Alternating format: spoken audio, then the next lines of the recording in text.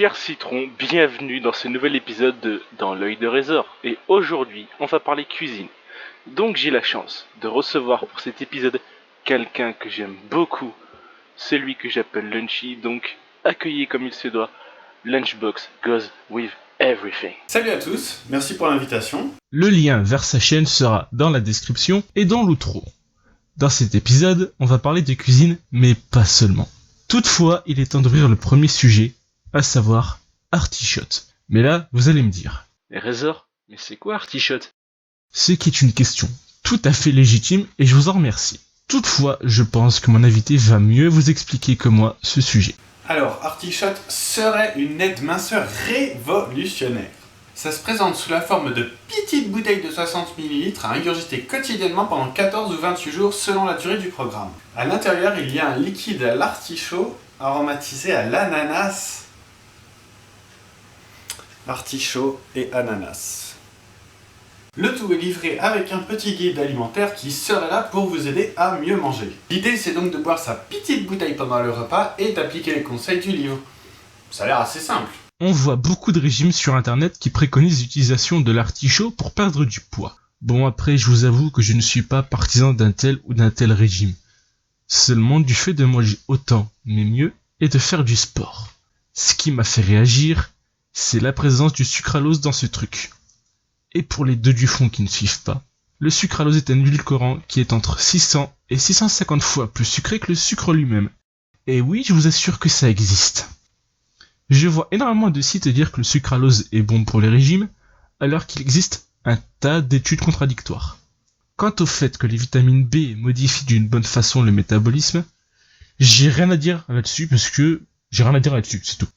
Toutefois, je persiste à dire que ce complément alimentaire ne sert strictement à rien.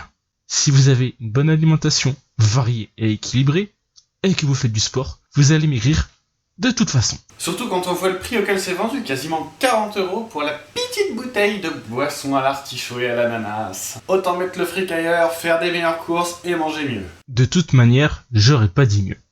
Maintenant, on va étudier le deuxième sujet, qui est un article écrit par une journaliste franco-libanaise, entre très gros guillemets, multiculturaliste, à savoir Nadia Kouri-Daguer, et c'est en voyant Michael J utiliser cet article pour fermer là sur Voxmakers que j'ai eu envie d'en parler moi aussi. Et sa vidéo sera bien entendu dans la description, parce que faut pas pousser, il faut toujours donner ses sources. En gros, c'est du plagiat quoi. Jean-Michel Adopi va venir et tu vas aller en prison. Mais t'en fais pas, y a aucun risque. Bon, étudions cet article. Elle fait un parallèle entre la violence des jeux et les attentats du 13 novembre. Attends, sérieusement? Un parallèle entre des abrutis qui pensaient que tuer c'est cool et des gamins qui jouent à Battlefield le week-end pour passer un bon moment entre potes? Mais c'est quoi son problème en fait? J'arrive pas bien à le cerner, je vous avoue, j'arrive pas à le cerner. Je veux bien comprendre certaines personnes qui ont une mentalité anti-jeux vidéo. Mais là quand même, ça dépasse l'entendement.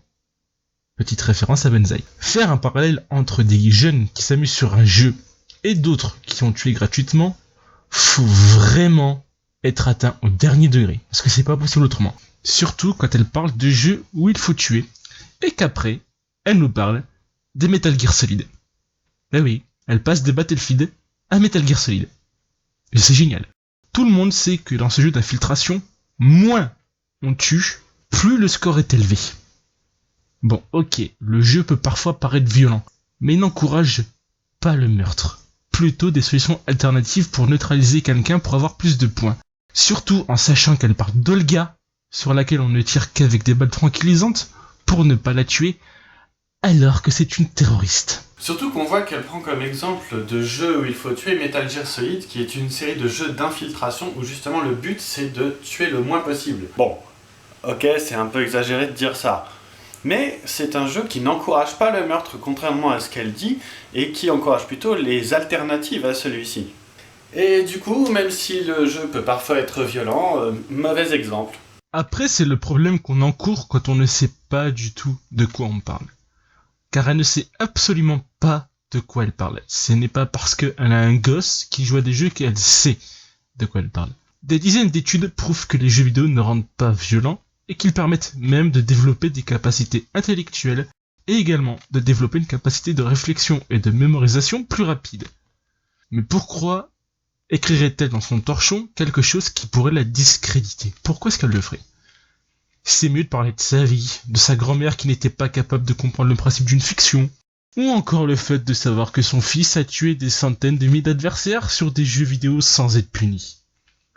Manquerait plus qu'elle autorise son fils à aller en tôle pour avoir joué à Call of ou à Battlefield. C'est n'importe quoi. Elle veut partager son effroi, mais moi je veux partager le mien. Face à une personne qui n'a pas compris que ces choses sont fictives et n'encourage pas à passer à l'acte. Et qui en plus se plaint que son fils ait fait ça sans être puni. Mais moi j'ai surtout envie de lui dire, c'est qui lui a acheté ces jeux? Hein? C'est qui? Bah quelque part c'est vous. Donc vous êtes responsable de ce que fait votre fils. Voilà, c'est tout. On comprend tout à fait qu'on puisse vouloir se battre contre la violence qu'il y a dans le monde. C'est une noble cause. Moi-même, je me bats contre la violence qu'il peut y avoir dans le monde, à mon humble niveau. Mais de là à en profiter pour encore une fois stigmatiser les jeux vidéo et de parler d'addiction aux jeux vidéo, eh bien il n'y a qu'un pas qu'il n'était peut-être pas opportun de franchir. Certes, l'addiction aux jeux vidéo existe, même si, personnellement, je pense qu'on exagère beaucoup le phénomène et qu'on l'emploie un peu à tort et à travers. Mais l'addiction existe dans tous les domaines qui procurent du plaisir dans cette vie. En parlant d'addiction aux jeux vidéo, on voit bien que son avis n'est pas du tout objectif. Comme le mien en sorte. Chers amis, cet épisode n'aura contenu que 2 sujets, mais j'espère qu'il vous aura plu quand même. Encore une fois, je te remercie Lunchy d'avoir bien voulu participer à cet épisode. Ça me fait vraiment plaisir que tu aies accepté de faire ça. Oh tu sais, moi je suis juste venu parce que tu m'as promis du pognon. Hein. D'ailleurs, on fait comment à ce sujet là? Ah après, on voit après, ok d'accord. Donc les amis, cet épisode est terminé.